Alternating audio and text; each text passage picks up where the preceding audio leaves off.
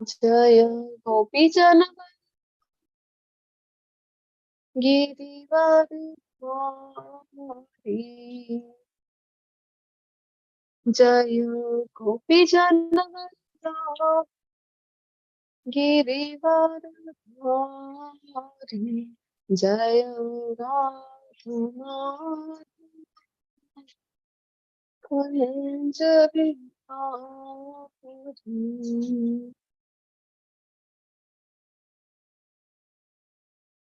हरे Krishna. Welcome. हरे कृष्णा नैया जी, विघ्नेश प्रभु जी, दीना जी, मंजुला जी, चैताली जी। हरे कृष्णा। हरे कृष्ण माता जी। हरे कृष्णा। શરૂઆત કરીએ આજના અધ્યાયથી. આજથી આપણે નવા વિભાગ, નવા મોડ્યુલમાં પ્રવેશ કરવા જઈ રહ્યા છીએ. જ્ઞાન યોગના આજથી અધ્યાય શરૂ થવા જઈ રહ્યા છે. અધ્યાય 13 થી લઈને અધ્યાય 18 સુધી. તો સૌ પ્રથમ શ્રી શ્રી રાધા ગોવિંદજીના ચરણમાં વંદન કરીએ અને પ્રાર્થના કરીએ. ખૂબ જ હૃદયપૂર્વક પ્રાર્થના કરીએ કે આજનો જે અધ્યાય છે એ આપણે સારી રીતે સમજી શકાય, કારણ કે સમજવામાં થોડુંક ડિફિકલ્ટ છે. આજનો જે અધ્યાય છે, અધ્યાય 13મો, તત્વજ્ઞાન એમાં વધારે છે. તો શ્રી શ્રી રાધા ગોવિંદજીને પ્રાર્થના કરીએ. ભગવાન શાશ્વત ભક્ત એવા અર્જુનજી, શ્રીલા પ્રભુપાદજી, પરમ પૂજ્ય જયપ્રતાપ સ્વામી મહારાજ, પરમ પૂજ્ય નામદાસ પ્રભુજીને વંદન શરૂઆત કરીએ આજના. हरे कृष्णा। ओम ज्ञानतिमिरान्धस्य ज्ञानाञ्जनशलाकया चक्षुरुन्मिलितं येन तस्मै श्रीगुरुवे नमः। श्रीचैतन्यमनोभीष्टं स्थापितं येन भूतले स्वयं रूप कदा मह्यं ददाति स्वपदान्तिकम्। वन्देऽहं श्रीगुरो श्रीयुक्तपदकमलं श्रीगुरुन् वैष्णवांश्च श्रीरूपं साग्रजातं सगणरघुनाथान्वितं तं सजीवं साद्वैतं सावधूतं परिजनसहितं श्रीकृष्ण चैतन्य देवं श्रीराधा कृष्णपादान् सगललिता श्रीविशाखाकृतांश्च। हे कृष्ण करुणा सिंधु दीनबन्धो जगत्पते गोपेश गोपिका कांत राधा कांत नमोस्तुते। तप्त कांचन गौरांगी श्री राधे वृंदावनेश्वरी वृषभानुसुते देवी हरि प्रिये वाञ्छाकल्पतरुभ्यश्च कृपा सिन्धुभ्य एव च पतितानां पावनेभ्यो वैष्णवेभ्यो नमो नमः। अनंत कोटि वैष्णव वृंद की जय। श्रीला प्रभुपाद की जय। ग्रंथ राज श्रीमद् भागवतम भगवत गीता की जय। सद्गुरुदेव की जय। जय श्री चैतन्य प्रभु नित्यानंद श्री अद्वैत गदाधर श्रीवासादि गौर भक्तवृंद। हरे कृष्णा कृष्णा कृष्णा हरे हरे, हरे राम राम हरे हरे। हरे कृष्णा। हृदयपूर्वक स्वागत है श्री श्री राधा गोविंद टेम्पल। हरे कृष्ण, दंडवत प्रणाम। हरे कृष्ण, दंडवत प्रणाम તમને બધાને। હરે કૃષ્ણ।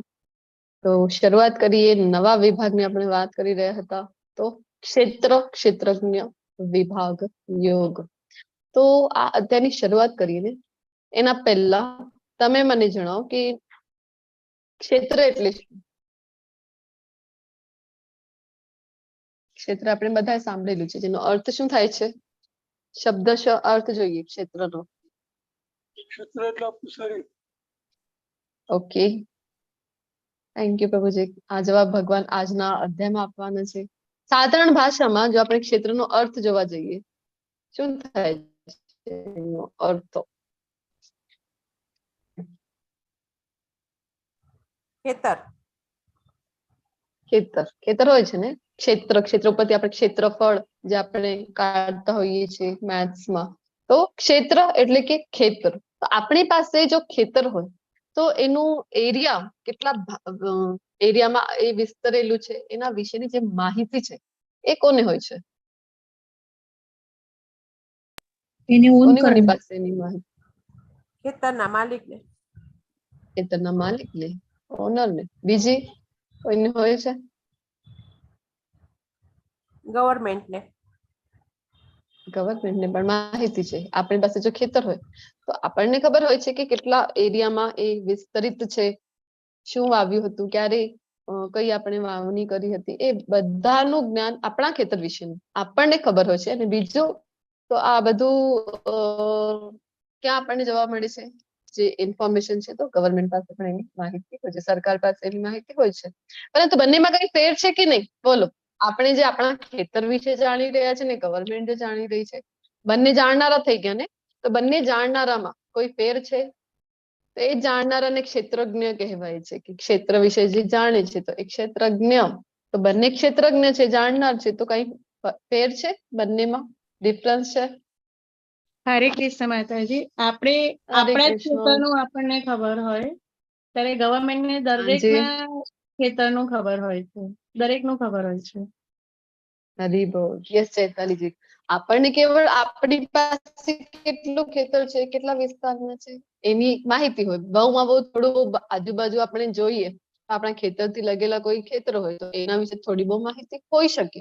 પરંતુ બધા જ ખેતરની, કે જેટલા આપણા સિટીમાં કેટલા ખેતર આવેલા છે, કુળ, એ બધાની સવિસ્તર માહિતી જો કોઈની પાસે હોય તો એ છે સરકાર. ઓકે, તો શરૂઆત કરીએ આજના અધ્યાયની. અધ્યાય 13 ને અલગ અલગ 6 ભાગોમાં વિભક્ત કરવામાં આવેલી છે. તો ફરીથી તમારા માટે એક પ્રશ્ન આવી રહ્યો છે. જો 12મા અધ્યાયનો નિષ્કર્ષ ભક્તિ છે, ભગવદ ગીતાનો સાર જ ભક્તિ છે, તો હવે શું કામ આપણે જ્ઞાન લેવા જઈ રહ્યા છે? કે જ્ઞાન યોગના અધ્યાયો આપણે વાત કરીને કે પહેલા 6 અધ્યાય કયા વિભાગમાં આવે છે? 1 થી લઈને 6 સુધીનો કર્મયોગ. કર્મયોગ. કર્મયોગ. પછી આપણે 7 થી લઈને તો 7 થી લઈને 12 સુધીમાં ભણ્યા હતા ભક્તિ યોગના અધ્યાયો. અને હવે સાર ખબર પડી ગઈ ને ગઈકાલના અધ્યાયમાં ભગવાન કેટલા કૃપાલુ છે, અલગ અલગ સીડી આપણને આપી હતી ગઈકાલના અધ્યાયમાં. ઓકે, જે સાર જ છે ભક્તિ, તો ભક્તિના પ્રકાર આપ્યા છે. આ થઈ શકે, નહીં થઈ શકે તો આ કરી લો, આ કરી લો. છેવટે કાંઈ નહીં થાય તો ભગવાન કહે છે કે નમસ્કાર કરી લો મને. પછી એ પણ નહીં થાય તો આપણને અલગ અલગ સ્ટેજીસ આપે. અનન્ય ભક્તિ નથી થતી, સાધના ભક્તિ કરો. સાધના ભક્તિ નથી થતી, નિષ્કામ કર્મ કરો તમે. મારા માટે કર્મ આપણે કહીએ એ પણ નહીં થાય તો સકામ કર્મ જે કરી રહ્યા છો એ જ કરો, ફળ પ્રત્યે અનાસક્ત. આપણને તો ફળ પણ છોડવા નથી. તો પછી ભગવાન કહે છે તો એક કામ કરો, તમે જ્ઞાનમાં આગળ વધો. પછી ફરીથી જણાવ્યું હતું કે જ્ઞાન કરતા જો કે ધ્યાન શ્રેષ્ઠ છે, અને ધ્યાન કરતા કર્મફળ પ્રત્યે અનાસક્ત રહેવું એ વધારે શ્રેષ્ઠ છે. અલગ અલગ સ્ટેજીસ આપણને સમજાવ્યા. ઓકે, તો હવે શું કામ આપણને જ્ઞાન લેવાની હવે આવશ્યકતા છે? શું કામ જ્ઞાન યોગના અધ્યાય આવી રહ્યા છે? ચલો બોલો.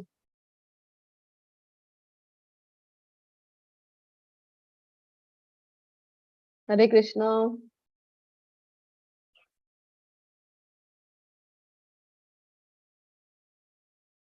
જો આપણે ડે 1 માં પણ ચર્ચા કરી હતી કે આવું કઈ નથી કે આ જ આન્સર તો પરફેક્ટ, આ જ સાચું આન્સર છે, બીજા બધાનો આન્સર તો ખોટું છે. બધાના આન્સર છે આવકાર્ય છે. બધાના આમાં સાચું ખોટું એવું કઈ નથી. આપણે બધા અહીંયા સાથે મળીને શીખી રહ્યા છીએ. ઓકે, તો પ્રયત્ન જરૂર કરવો જોઈએ આન્સર આપવા માટે. શું લાગે છે તમને? બોલો.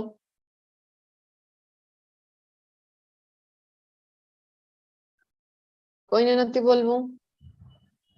અનન્ય ભક્તિ કેવી રીતે કરવી અને એમાં કઈ રીતે આપણે આગળ વધવું એના માટેનું જ્ઞાન જરૂરી છે. એટલા માટે આ જ્ઞાનના અધ્યાય છે. યસ માતાજી, થેન્ક યુ જયશ્રીજી. ઓકે બેનાજી, તમને શું લાગે છે? મંજુલાજી, નયનાજી, અશ્વિનીજી, અલકાજી. હરે કૃષ્ણ માતાજી. હરે કૃષ્ણ. મને પ્રશ્ન જ ખબર ના પડી હજુ. એટલે કે આપણે હવે જે આજથી નવો વિભાગ શરૂ થવા જઈ રહ્યો છે, જ્ઞાન યોગ પરના અધ્યાયો શરૂ થવા જઈ રહ્યા છે ને. આપણે વાત કરતા હોઈએ છીએ કે અધ્યાય 13 થી લઈને 18 સુધીના જે અધ્યાય છે ભગવદ ગીતાના જ્ઞાન યોગના અધ્યાયો છે. તો આપણે જોઈ લીધો ગઈકાલના અધ્યાયમાં કે ભક્તિ એ સાર છે ભગવદ ગીતાનો. તો શું કામ હવે જ્ઞાન લેવું છે? લેવાની જરૂર શું કામ છે? જ્ઞાન યોગના અધ્યાયોની જરૂર છે ખરી, જે ભગવાન હવે આપવા જઈ રહ્યા છે આજના અધ્યાયથી? કઈ જરૂર છે એ પ્રશ્ન છે. ઓકે, તો આપણે જોઈએ. આમ જોવા જઈએ આપણા ઉદ્ધાર માટે જ્ઞાનની જરૂર છે. આત્માના ઉદ્ધાર માટે જ્ઞાનની જરૂર છે. આત્માના ઉદ્ધાર માટે જ્ઞાનની જરૂર છે. ઓકે, થેન્ક યુ માતાજી. આમ જોવા જઈએ ને, સાર આપણે જોયું ગઈકાલે ભક્તિ છે. વારંવાર ભગવાન છે દરેક અધ્યાયમાં આપણને જણાવી જ રહ્યા છે ભક્તિ વિશે. ઓકે, અધ્યાય 6 માં જે કન્ક્લુઝન આપેલું હતું કયા યોગી શ્રેષ્ઠ છે, અધ્યાય 12 માં પણ કીધું હતું કયા મને ગમે છે. વારંવાર 9મા અધ્યાયમાં પણ પરમ ગુહ્ય જ્ઞાનની જયારે આપણે વાત કરી ત્યારે પણ કીધું હતું કે ભક્તો, એવા ભક્તો જે મહાત્મા કોને કહેવાય કીધું હતું ત્યારે પણ ભગવાને સતત જે કૃષ્ણનું ધ્યાન કરે છે. 8મા અધ્યાયમાં પણ કીધું હતું કે ક્યારે કૃષ્ણની પ્રાપ્તિ થાય છે, કોના માટે કૃષ્ણ પોતે સુલભ છે, તો જે કૃષ્ણના અનન્ય ભક્તિમાં જે પોતાને વ્યતીત રાખે, પોતાને અનન્ય ભક્તિમાં રત રાખે છે, તો આવા ભક્ત માટે કૃષ્ણએ કીધું હતું કે હું સુલભ છું. 7મા અધ્યાયમાં પોતાના વિશેનું જ્ઞાન જયારે આપી રહ્યા હતા ત્યારે પણ આપણને જણાવ્યું હતું કે કૃષ્ણની ભક્તિ સૈલિક નથી. ક્યારે પ્રાપ્ત થાય છે કૃષ્ણની ભક્તિ? બહુનામ જન્મ નામંતે જ્ઞાનવાનમાં પ્રપદ્યન્તે. તો ત્યારે પણ જણાવ્યું. તો આમ જોવા જઈએ તો ભગવદ ગીતામાં ભગવાન ભક્તિની જ વાત કરી રહ્યા છે. તો પહેલા 6 અધ્યાયમાં આપણને એ જણાવ્યું કર્મ દ્વારા ભક્તિ કેવી રીતે કરી શકાય છે. પછી જયારે 7મા અધ્યાયથી 12મા અધ્યાય સુધીના અધ્યાયો શરૂ થાય છે તો એ તો છે જ પ્યોર ડિવોશનલ સર્વિસીસ, એટલે કે પ્યોર ભક્તિ ઉપરના, શુદ્ધ ભક્તિ ઉપરના જ અધ્યાયો હતા. પોતાના વિશેનું જ્ઞાન આપી રહ્યા હતા ભગવાન. 7મા અધ્યાયથી પોતાની શક્તિ વિશે જણાવી રહ્યા હતા. હરે કૃષ્ણ. એનું માઇક ચાલુ છે. મંજુલાજી, kindly mute yourself.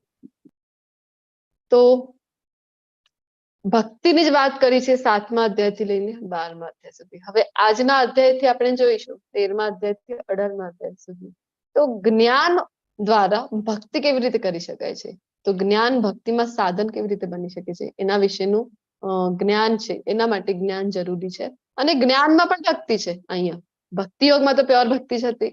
કર્મ દ્વારા ભક્તિ, જ્ઞાન દ્વારા ભક્તિ કેવી રીતે કરવાની, એટલે અલ્ટિમેટલી ભગવદ ગીતાનું સાર જ શું ભક્તિ છે.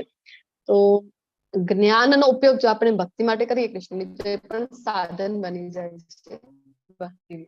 જોઈએ આપણે કયા કયા કારણો આપણે વાત કરી તેમ બધા જ અધ્યાયો છે કેવી રીતે કૃષ્ણને ભક્તિ દ્વારા પ્રાપ્ત કરવાનું, કર્મયોગ દ્વારા, જ્ઞાન યોગ દ્વારા. તો બંને મોડ્યુલમાં એ સમજાવવામાં આવે છે.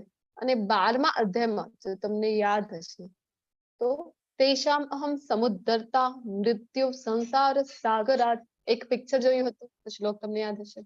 ભક્ત છે સમુદ્રમાં, સાગરમાં તણાઈ રહ્યો છે અને કૃષ્ણ કહે છે કે હું પોતે આવું છું. આવા જે મારા ભક્તો છે જે અનન્ય ભક્તિ કરી રહ્યા છે, આવા ભક્તોનો ઉદ્ધાર કરવા માટે ને હું પોતે આવું છું. ત્યારે કૃષ્ણ જણાવેલું હતું. એવું નહીં કે હું તો કોઈ બિઝી, ચલો કોઈને મોકલી દો, દેવી દેવતાને મોકલી દો, મારા અધિકારીઓ છે અથવા તો મારા ઘણા બધા અંશો છે એમને મોકલી દઉં છું. શું કહે છે કૃષ્ણ? કહે છે કે ના, હું પોતે આવું છું આવા ભક્તોનો ઉદ્ધાર કરવા માટે. તો હવે ભક્તો નો ઉદ્ધાર કરવા કૃષ્ણ આવી રહ્યા છે. તો એવા કયા ગુણો, ઘણા બધા ગુણો પણ જણાવ્યા હતા કે જે જરૂરી છે. કૃષ્ણની અનન્ય ભક્તિ તો કરવી છે એ તો સમજી ગયા છે, પરંતુ આપણે એ પણ જોયું હતું કે કૃષ્ણની ભક્તિમાં શું કામ લોકો નથી આવી શકતા. ત્યારે આપણે ચર્ચા કરી હતી કે માયાનું એક આવરણ છે. માયાના કારણે બધા આપણે માયાથી કવર છીએ આપણી ઉપર માયાનો, જેના કારણે ભક્તિ નથી કરી શકતા.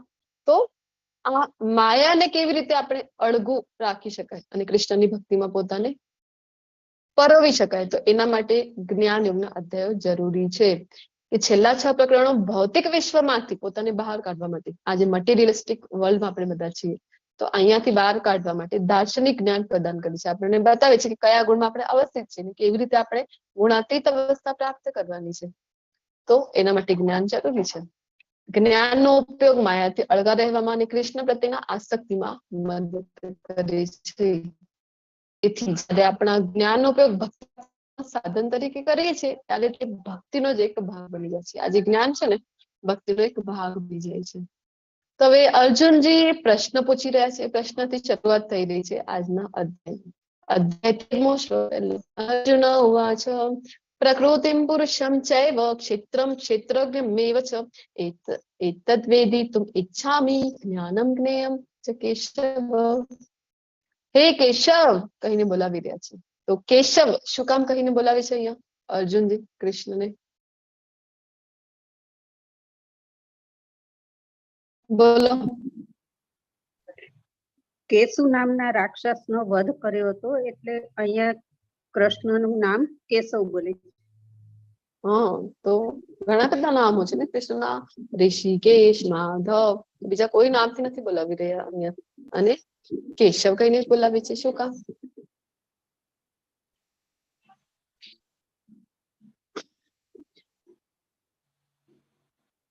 ગોવિંદ કરીને બોલાવી શકે છે, એ પણ નથી બોલાવી રહ્યા, મુકુંદ નથી બોલાવી રહ્યા. આપણે જોયું હતું ને કે શ્લોક મુજબ જે જે શબ્દોથી સંબોધન આપી રહ્યા છે અર્જુનજી કૃષ્ણને અથવા તો કૃષ્ણ અર્જુનને, તેની પાછળ પણ એક કારણ છે. તો અહીંયા કેશવ કહી રહ્યા છે. શું કામ? જે માતાજી અત્યારે જણાવ્યું. કેશી નામનો દૈત્ય વિશાળ કાય અશ્વના રૂપમાં જયારે આવે છે કૃષ્ણની સમક્ષ, કૃષ્ણ સાથે જયારે યુદ્ધ થાય છે, તો મુષ્ટિ પ્રહાર માત્રથી કૃષ્ણ છે એનો સંહાર કરી દે છે. તો આટલા મોટા વિશાળ કાય કેશી દૈત્ય જે ઘોડાના રૂપમાં આવ્યો હતો ને, એનો તમે નાશ કર્યું છે કૃષ્ણ. તો મારા મનમાં પણ શંકા નામના હજી પણ ઘોડાઓ રહ્યા છે. એટલે હું પ્રશ્ન પૂછી રહ્યો છું તમને. પ્રકૃતિ પુરુષમ કોણ છે? આ પ્રકૃતિ એટલે શું? પુરુષ એટલે કોણ? ભગવાન. ક્ષેત્ર કોણ છે? ક્ષેત્રજ્ઞ કોને કહેવાય? જ્ઞાન એટલે શું? ને જ્ઞેય એટલે શું? આ બધા પ્રશ્નો હજી તમને પૂછી રહ્યો છું, કારણ કે હજી પણ મારા મનમાં આજે ઘોડાઓ દોડી રહ્યા છે. તો એનો પણ તમે સંહાર કરો, એટલા માટે કેશવ કહીને બોલાવી રહ્યા છે. હે કેશવ, હું પ્રકૃતિ તથા પુરુષ, ક્ષેત્ર તથા ક્ષેત્રનો જ્ઞાતા તેમજ જ્ઞાન તથા જ્ઞેય વિશે જાણવા ઈચ્છું છું. જ્ઞેય એટલે જ્ઞાનનો જે ઉદ્દેશ્ય છે, એટલે કે ગોલ ઓફ ગેટિંગ જ્ઞાન. જ્ઞાન શું કામ લેવું છે, એનો ઉદ્દેશ્ય શું છે, એને કહેવાય છે જ્ઞેય. તો આવા બધા 6 પ્રશ્નો પૂછી રહ્યા છે અર્જુનજી. તો ભગવાન છે જવાબ આપવાની શરૂઆત કરી રહ્યા છે. ઇદમ શરીરમ કૌંતેય ક્ષેત્રમિત્યભિધીયતે એતત્યો વેત્તિ તમ પ્રાહુર ક્ષેત્રજ્ઞ ઇતિ તદ્વિદ. હે કુંતી પુત્ર, આ શરીર એટલે ક્ષેત્ર કહેવાય છે, અને જે આ ક્ષેત્રને જાણનારો છે તે ક્ષેત્રજ્ઞ કહેવાય છે. ભગવાન જે આન્સર આપી રહ્યા છે, આ શરીરને ક્ષેત્ર તરીકે કીધેલું છે. ક્ષેત્ર જે કંઈ પણ આપણે કાર્ય કરી રહ્યા છે, તો કાર્યનું સ્થાન આપણા માટે આ ક્ષેત્ર એટલે આ શરીર છે. એટલા માટે કૃષ્ણ કહે છે કે આ ક્ષેત્ર છે.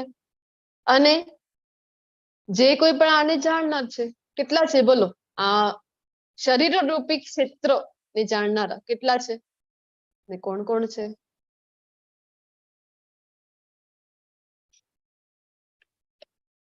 હરે કૃષ્ણ. 6 છે. 6 અંગો આવે. આ જે ક્ષેત્ર છે એટલે કે આપણું શરીર છે, એના વિશે કોણ કોણ જાણે છે? આપણે શરૂઆતમાં એક ક્ષેત્ર લીધું એટલે કે ખેતર. શું કામ? તો સમજવા માટે. તો એ ક્ષેત્રને જો સમજી જઈએ આપણે, તો આ ક્ષેત્રને પણ સમજી શકાય છે. ડિફરન્સ શું છે ક્ષેત્ર અને ક્ષેત્રજ્ઞની વચ્ચે? એટલે આપણે ખેતરના ઉદાહરણ સાથે સમજ્યું કે આ ઇઝીલી આપણે કનેક્ટ કરી શકાય છે. તો આ પણ ક્ષેત્ર કીધું છે ભગવાને, એટલે શરીર તો તમારું ક્ષેત્ર છે. તો એનો જે જાણનાર છે એ ક્ષેત્રજ્ઞ કહેવાય છે. કોણ કોણ જાણનાર છે આ શરીરનો? કોણ જાણે છે આના વિશે? હરે કૃષ્ણ. ભગવાન પોતે પરમાત્મા.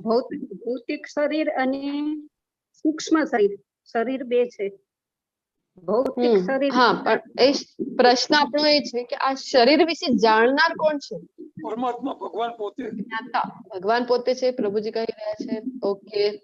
અને કેવળ ભગવાન જ જાણે છે આ શરીર વિશે?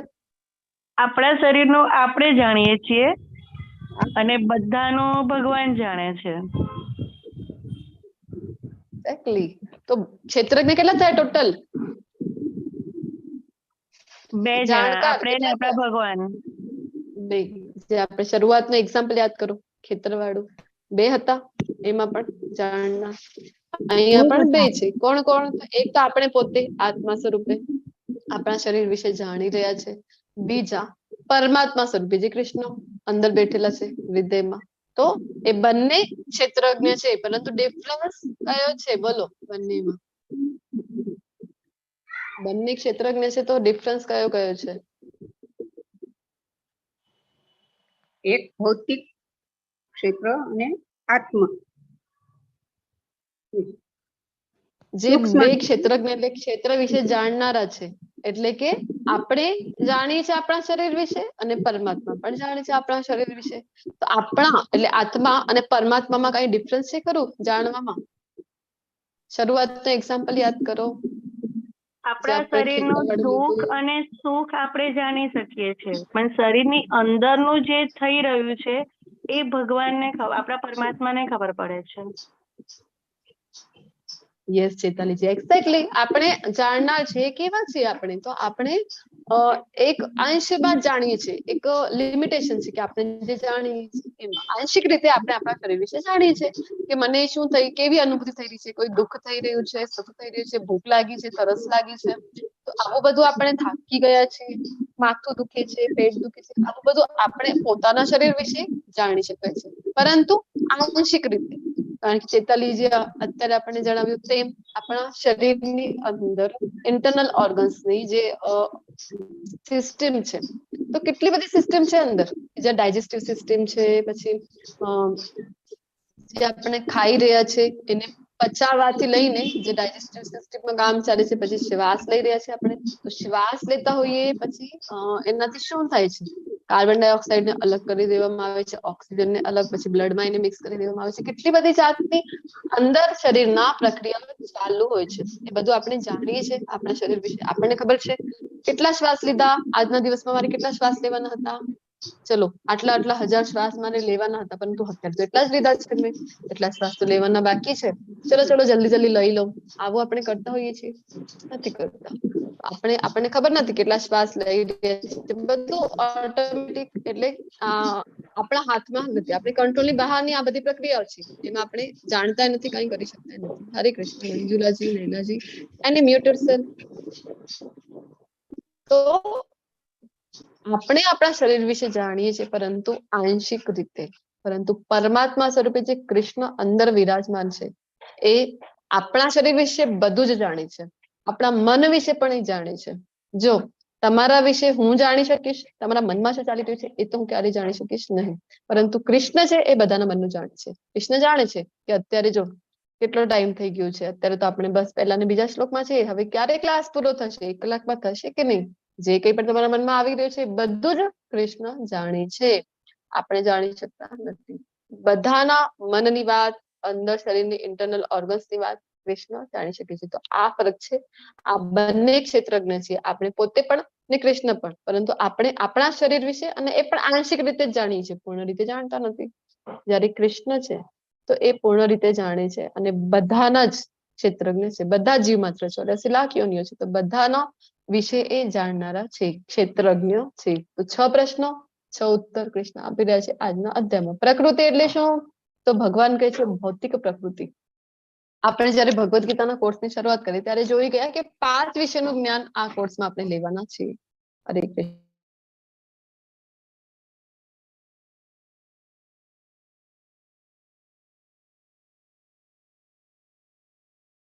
હરે કૃષ્ણ. તો ત્યારે આપણે જોઈ ગયા હતા કે 5 વિષયો કયા કયા છે જેના વિશે આપણે જ્ઞાન લેવા જઈ રહ્યા છીએ. કયા કયા હતા એ 5 વિષયો?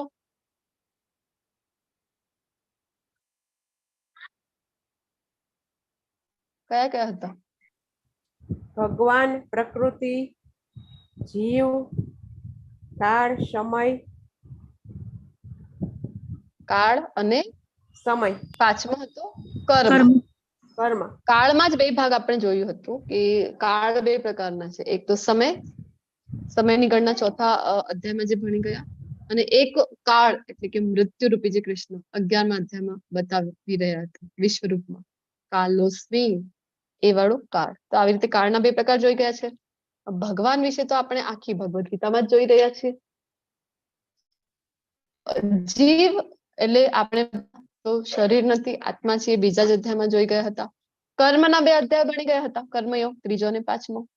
અને પ્રકૃતિ વિશે આજનું આ જે ચેપ્ટર છે તે આપણને ભૌતિક પ્રકૃતિ વિશેનું જ્ઞાન ભગવાન આપવા જઈ રહ્યા છે. પુરુષ એટલે કોણ છે? તો ભગવાન કહે છે કે પ્રકૃતિનો જે ભોગવનાર છે, ભોગતા ને કહેવાય છે પુરુષ. તો પરમ પુરુષ આપણે જોયું હતું જયારે અર્જુનની સ્તુતિ કરી રહ્યા હતા, પુરુષમ કૃષ્ણને કહી રહ્યા હતા. તો પુરુષ આમ જોવા જઈએ તો એક જ છે, માત્ર કૃષ્ણ. અહીંયા ઘણા બધાને એમ થઈ શકે કે પુરુષ તો અમે છીએ, તો તો આપણે પુરુષ છીએ પરંતુ પ્રકૃતિમાં આવતા હોઈએ છીએ. અહીંયા પણ જે કોઈ પુરુષ છે તો પ્રકૃતિમાં આવે છે. શું કામ? કારણ કે 7મા અધ્યાયમાં ભગવાને કીધેલું હતું કે તમારું જે શરીર જે તત્વોથી બને છે ને, કયા કયા તત્વોથી બને છે શરીર? આકાશ, વાયુ, અગ્નિ, જળ અને પૃથ્વી. એને શું કહેવાય? આ જે 5 છે 8 મહાભૂત. મહાભૂત. ઓકે. અને સૂક્ષ્મ, જેનાથી સ્થૂળ શરીર બને અને સૂક્ષ્મ શરીર બને છે મન, બુદ્ધિ અને અહંકાર. મન, બુદ્ધિ, અહંકાર. તો આ 8 તત્વો કૃષ્ણે કીધું હતું કે મારી શક્તિ છે. તો નિકૃષ્ટ શક્તિ છે, ભૌતિક પ્રકૃતિની બનેલી આ શક્તિ છે મારી, કીધું હતું. તો આનાથી જ આપણું શરીર બનેલું છે. તો આપણે બધા થઈ ગયા પ્રકૃતિ.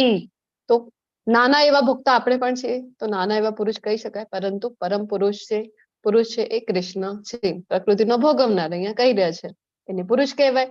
ક્ષેત્ર એટલે કે આ જે શરીર છે, ક્ષેત્રજ્ઞ આના વિશેનું જે જાણનાર છે.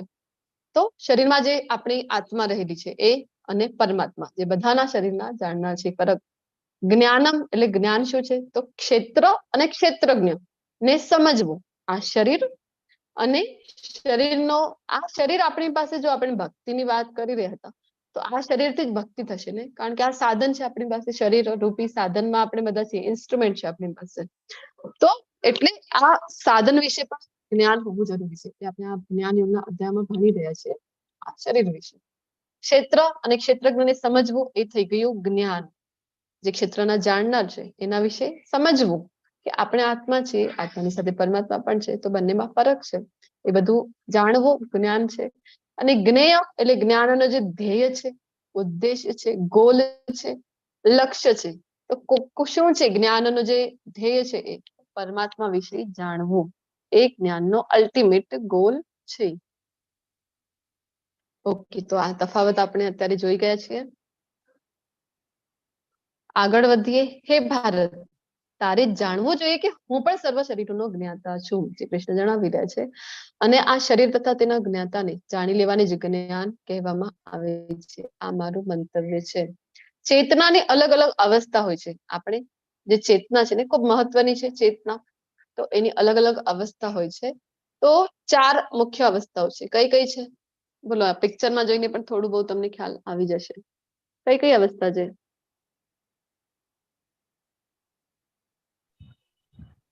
જન્મ, મૃત્યુ, જરા અને વ્યાધિ. નહીં, એ તો આપણો બદ્ધ જીવનના 4 લક્ષણો છે. આ ચેતનાની વાત કરી રહ્યા છે આપણે બધા. શરીરમાં છે, શરીરમાં ચેતના છે. સ્વપ્ન અવસ્થા, જાગૃત હાજી, અવસ્થા, યસ માતાજી. પછી સુષુપ્ત અવસ્થા અને ચોથી અને સૌથી ઉચ્ચ જે અવસ્થા છે ચેતનાની, એને શું કહેવાય? તુર્ય અવસ્થા. સૂર્ય અવસ્થા.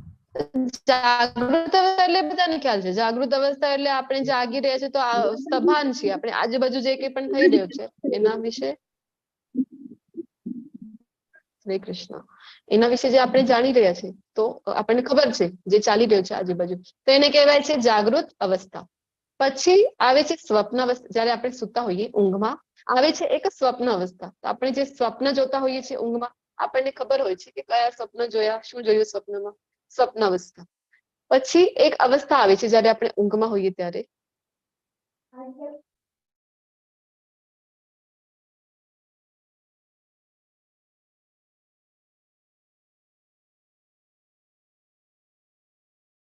હરે કૃષ્ણ.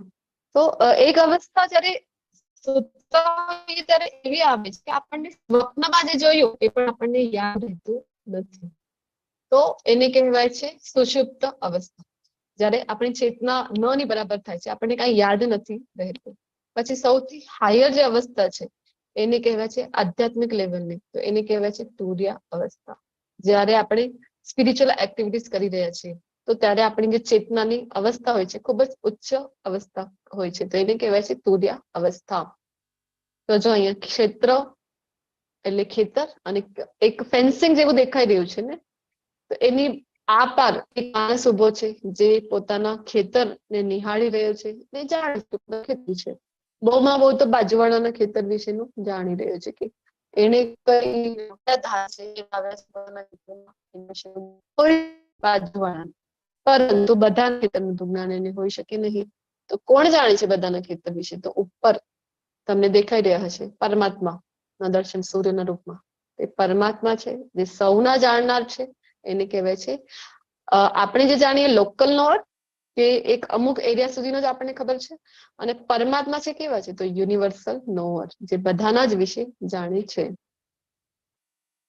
વિભિન્ન ઋષિઓએ વિવિધ કાર્યના ક્ષેત્ર તે કાર્યોના જ્ઞાતાના જ્ઞાનનું વર્ણન કર્યું છે. તે ખાસ કરીને વેદાંત સૂત્રમાં કાર્યકારણના સર્વ ઉદ્દેશ્ય સહિત પ્રસ્તુત કરવામાં આવ્યું છે. ભગવાન અહીંયા આપણને વેદોમાંથી પણ જે મુખ્ય ભાગ આપણને જે જરૂરી છે જાણવા માટે, એ વાળું પાર્ટ વેદોનું અહીંયા ભગવદ ગીતામાં આપી રહ્યા છે. એટલે આપણે શું કરતા હોઈએ છીએ? આપણે કહેતા હોઈએ છીએ કે માત્ર એક ભગવદ ગીતાનું જ્ઞાન આપણા માટે પૂરતું છે કલિયુગમાં, જે આપણને ભગવત પ્રાપ્તિ કરાવી દઈ શકે છે. તો અહીંયા વૈદિક ગ્રંથોમાં જે ક્ષેત્ર છે ને એના વિશે અને કાર્યોના જ્ઞાતા એટલે ક્ષેત્રજ્ઞ, આ બંનેના વિશેનું જ્ઞાન આપણને વેદાંત સૂત્રમાં જોવા મળે છે. તો આના વિશે વધારે માહિતી જોઈતી હોય આપણને તો વેદાંત સૂત્ર પણ આપણે વાંચી શકાય છે, પરંતુ એટલો સમય નથી ને કળિયુગમાં, એટલી બુદ્ધિ નથી. તો આપણને માટે ભલામણ કરવામાં આવે છે કે ભગવદ ગીતાના શરણે જઈએ, ગુરુના શરણે જઈએ, અને જે આપણને કાલના અધ્યાયમાં પણ જણાવ્યું હતું સાધના ભક્તિમાં જે આપણને નિયમો બતાવે છે એ મુજબ આપણે ભક્તિની સેવાઓ કરીએ તો ભગવત પ્રાપ્તિ નક્કી છે આ જ જન્મમાં. તો ચેતનાની હજી 5 અવસ્થા, જેને કોષ પણ કહેવામાં આવે છે, તો એ આવી રહ્યા છે અલગ અલગ. અન્નમય કોષ, પ્રાણમય કોષ, એવી રીતે પણ જેને કહેવામાં આવે છે. તો અન્નમય કોષની જે ચેતના છે એમાં આપણી ચેતના કેટલી હોય છે? બોલો, કેટલા લેવલની ચેતના અન્નમય કોષમાં હોય છે?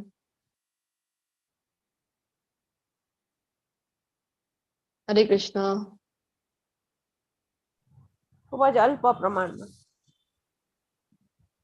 ખૂબ જ અલ્પ પ્રમાણમાં. કયા પ્રમાણનું જ્ઞાન અહીંયા એટલે આપણી ચેતનાને હોય છે?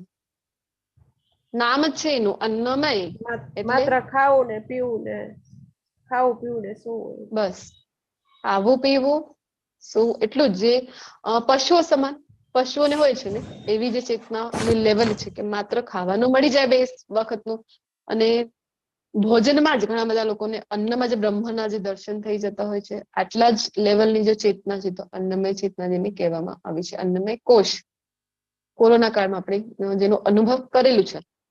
ઘણા બધા લોકો છે જ્યારે દાનમાં મળી રહ્યું હતું અન્ન, ત્યારે હોય પોતાની પાસે ઘણા બધા લોકોએ આપેલું છે તો પણ એ સંગ્રહ કરીને રાખે. આ જે લેવલ છે ને ચેતનાની, તો એને કહેવાય અન્નમય, ખૂબ જ લો લેવલ છે. પશ્ચિમે આપણી ચેતના હોય, એનાથી ઉપર થોડુંક ઉઠીએ તો આવે છે પ્રાણમય ચેતના. પ્રાણમય કોષમાં શું આવે છે?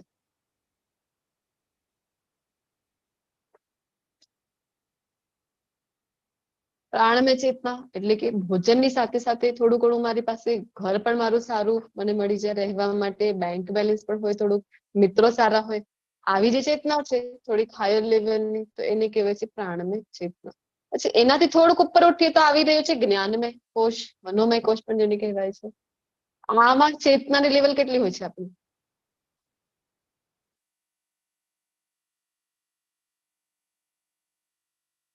અથાતો બ્રહ્મ જિજ્ઞાસા, જે આપણે વાત કરીએ છીએ વેદાંત સૂત્રોનો જે પહેલો જ સૂત્ર છે કે હું કોણ છું.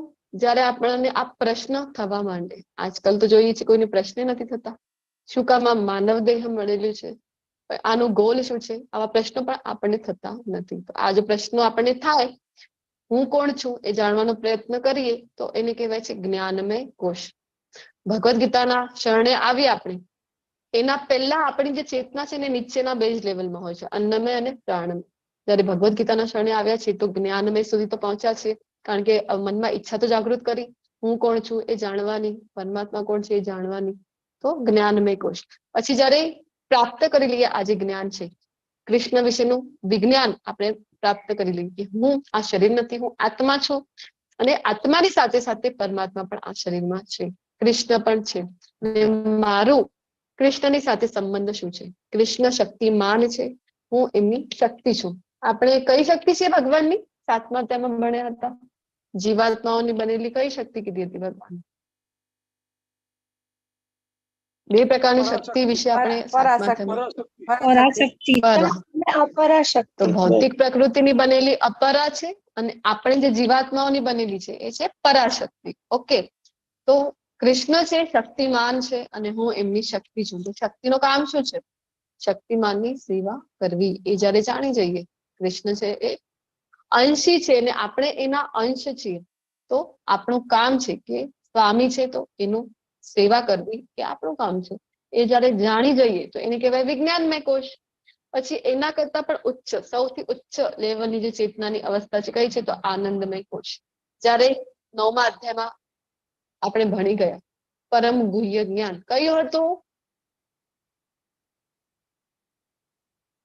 9મા અધ્યાયનું સાર પરમ ગુહ્ય જ્ઞાન કયું હતું?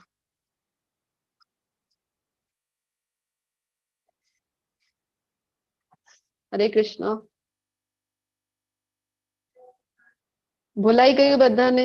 9મા અધ્યાયમાં જે આપણે ભણ્યા હતા અનન્ય ભક્તિ એ 9મા અધ્યાયનું સાર છે. પરમ ગુહ્ય જ્ઞાન કયું હતું? તો કૃષ્ણ પ્રત્યેની અનન્ય ભક્તિ. પછી જયારે આપણે પોતાને અનન્ય ભક્તિમાં પરોવાઈ દઈએ કૃષ્ણ સાથે તો આનંદમય ચેતનાનો લેવલ આપણો થઈ જાય છે.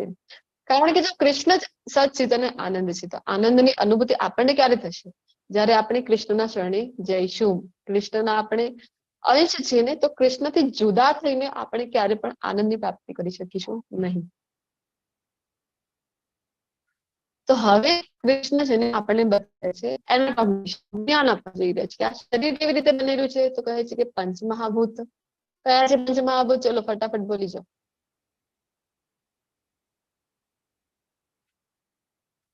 હરે કૃષ્ણ. હરે કૃષ્ણ. એમ આઈ ઓડિબલ? પૃથ્વી, જળ, વાયુ, અગ્નિ, આકાશ. પૃથ્વી, જલ, વાયુ, અગ્નિ ને આકાશ, આ પંચમહાભૂત. અને પછી મિથ્યા અહંકાર. તો અહંકાર બે પ્રકારના હોય છે આપણા શરીરમાં. એક હોય છે મિથ્યા અહંકાર. અહંકાર રહિત આપણે ક્યારે પણ થઈ શકતા નથી. સાંભળતા હોય અહંકારથી મુક્ત થવું જોઈએ. આવું પોસિબલ છે? ઇઝ ઇટ પોસિબલ કે આપણે અહંકારથી રહિત થઈ શકે? કારણ કે આ તો આપણું સૂક્ષ્મ શરીર જ બનેલું એનાથી છે, મન બુદ્ધિ નો અહંકાર. મિથ્યા અહંકારથી વાસ્તવમાં રહિત થવું જોઈએ. કારણ કે મિથ્યા અહંકાર શું છે? હું આ શરીર છું, હું અમુક ગામમાં રહું છું, હું એટલે કે આ વ્યક્તિનું હું પેલા વ્યક્તિનું કાકા છું, મામા છું, આવી રીતે ડોક્ટર છું, એન્જિનિયર છું. પોતાને શરીર માનીને જે કે પણ આપણે માનીએ છીએ એ કીધું મિથ્યા અહંકાર. તો સાચો અહંકાર કયો છે પછી આપણો? સાચો અહંકાર એ છે કે હું આ શરીર નથી, હું આત્મા છું અને હું કૃષ્ણનો દાસ છું. આ જયારે આપણને આવી જાય તો એને કહેવાય છે સાચો અહંકાર. તો મિથ્યા અહંકારથી રહિત થવું જોઈએ આપણે. બુદ્ધિ અવ્યક્ત. અવ્યક્ત એટલે કે 3 ગુણો, પ્રકૃતિના 3 ગુણો. કયા કયા છે 3 ગુણો? સત્વ, રજસ, તમસ. રજસ અને તમસ. રજોગુણ, તમોગુણ. આના વિશેનું આખું ચેપ્ટર આવવાનું છે 14મો અધ્યાય, ત્યારે ચર્ચા કરીએ ડિટેલમાં. તો આ 3 ગુણો છે ને, તો જયારે બ્રહ્માંડ નું સર્જન થાય છે એના પહેલાની જે અવસ્થા હોય છે તો ત્યારે 3 ગુણો સમાન ભાગમાં હોય છે. 33, 33 અને 33 આવી રીતે સમાન પર્સન્ટેજમાં હોય છે અવ્યક્ત દશામાં. પછી જયારે બ્રહ્માંડનું સર્જન થાય છે તો ત્યારે એ વ્યક્ત થાય છે. પેલા અવ્યક્ત અવસ્થામાં હોય છે તો એને કહેવામાં આવેલું છે અહીંયા અવ્યક્ત. પછી 10 ઇન્દ્રિયો. 10 ઇન્દ્રિયો કઈ છે? તો 5 જ્ઞાનેન્દ્રિય અને 5 કર્મેન્દ્રિય. તો બોલો જ્ઞાનેન્દ્રિયો કઈ કઈ છે? જોવું, સાંભળવું, સૂંઘવું, સ્પર્શ ત્વચા, કરવો અને સ્વાદ. રસના અને ઘ્રાણ. જો અહીંયા આ હોર્સ ઉપર, ઘોડા ઉપર જે આપણને દેખાઈ રહી છે ને એ બધી આપણી છે 5 જ્ઞાનેન્દ્રિયો, સેન્સ ઓર્ગન્સ જેને આપણે કહીએ. કયા કયા છે સેન્સ ઓર્ગન્સ? આંખ, કાન, નાક, જીહ્વા અને ત્વચા. આ 5 છે જ્ઞાનેન્દ્રિયો. 5 કર્મેન્દ્રિયો પણ છે. કઈ કઈ છે કર્મેન્દ્રિયો?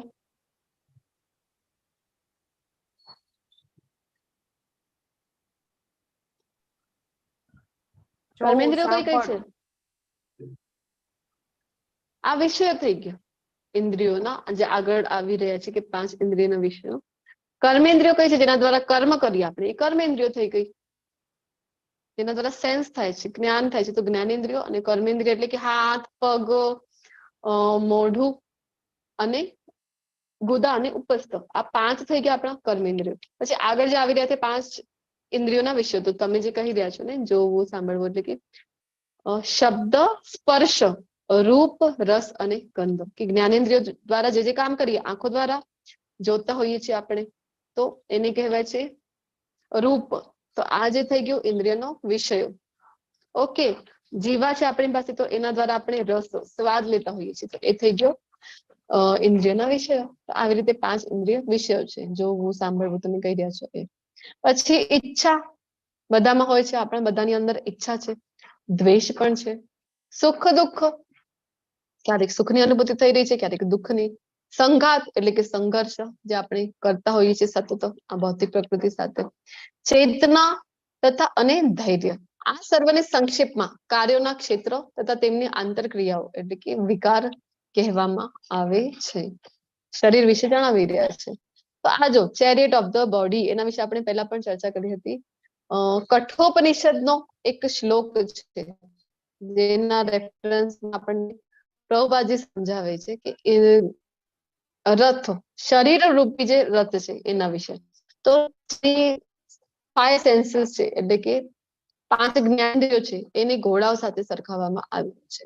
અને લગામ, મન અને લગામ કીધેલું છે. બુદ્ધિ ચાલક છે. અને સવાર કોણ છે આ રથમાં? પહેલા ચર્ચા કરી ગઈ છે આપણે આ રથની. સવાર કોણ છે બોલો?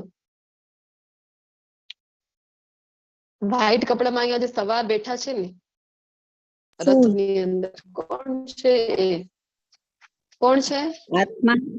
આત્મા. આત્મા. આત્મા છે એ સવાર છે આની અંદર. તો હેરાન થઈ રહ્યો છે. શું કામ? કારણ કે ઘોડાઓ છે ને જે ઇન્દ્રિયો રૂપી, બધા અલગ અલગ દિશામાં દોડી રહ્યા છે. કારણ કે બધા ઘોડાઓને પોતપોતાની ઇન્દ્રિય તૃપ્તિ કરવી છે.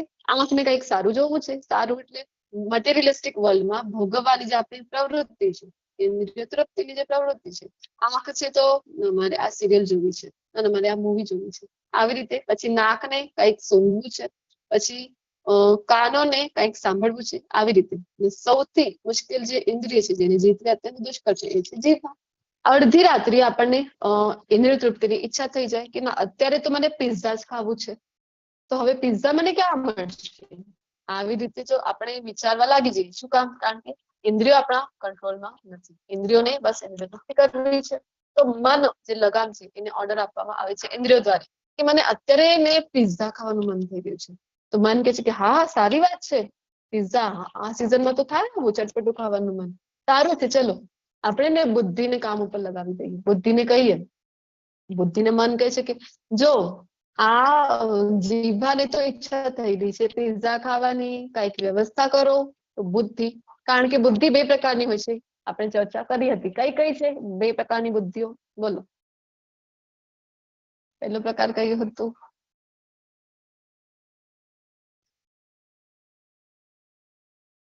બે પ્રકારની બુદ્ધિ હોય છે. એક હોય છે ભૌતિક અને બીજી હોય છે આધ્યાત્મિક. આપણી બુદ્ધિ છે એ ભૌતિક છે, તો પછી બુદ્ધિ કામ ઉપર લાગી જશે તરત જ. ચલો ચલો શોધવા લાગી જાય. અત્યારે 12 વાગે ક્યાંથી મને પિઝા મળી જશે? ઓનલાઈન મળી જશે, અડધા કલાકમાં પિઝા ઘરે પહોંચી જાય, એવું ક્યાંથી થઈ જશે? તો શોધવા લાગી જાય, કામ ઉપર લાગી જાય છે બુદ્ધિ. આ બધું જે ચાલી રહ્યું છે ને, તો એ બધી જ વાતોમાં હેરાન કોણ થઈ રહ્યું છે? જે સવાર છે.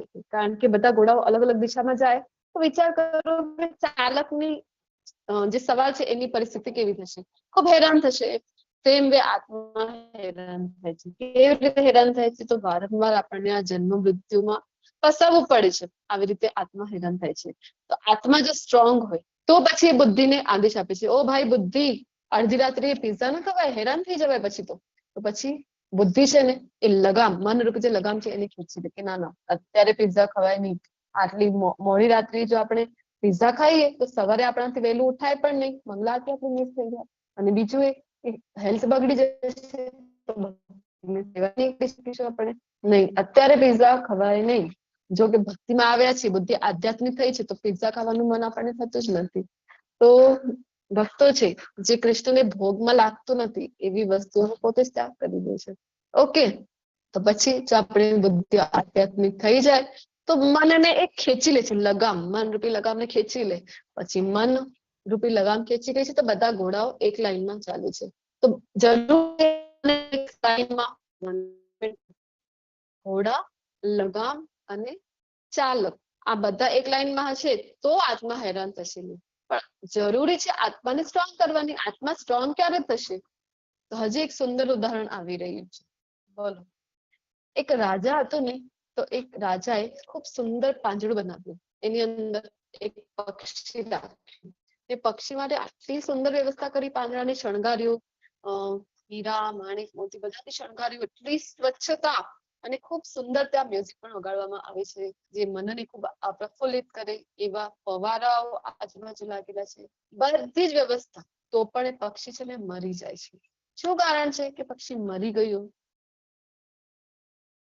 બોલો. એને કેદ રાખેલું હતું એટલે પાંજરામાં. કેદ રાખેલું છે. ઓકે. આટલી બધી વ્યવસ્થા કરી તો પણ પક્ષી મરી ગયું. ખ્યાલ છે કોઈને? કારણ? એને ખાવાનું નહોતા આપતા.